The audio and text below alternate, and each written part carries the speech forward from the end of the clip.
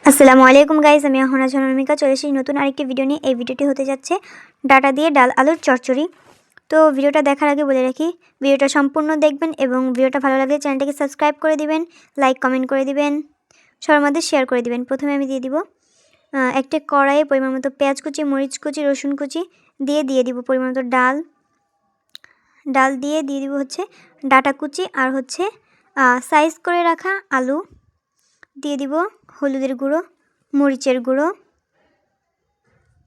তেজপাতার পরিমাণ মতো, তেজপাতা অপশনাল, দিয়ে দিব লবণ পরিমাণ মতো, তেল দিয়ে দিব পরিমাণ মতো, দিয়ে ভালোভাবে মেখে নিব। এটা খুবই ইজি এবং খুব কম সময়ে তৈরি করা যায়। একবার হলেও ট্রাই করে দেখবেন, খুবই মজা লাগবে। দিয়ে দিব পানি পরিমাণ মতো দিয়ে আরেকটু মেখে নিব। ঢাকনা দিয়ে ঢেকে আমি চুলায় বসিয়ে দিব। দেখুন আমারটা প্রায় হয়ে গেছে।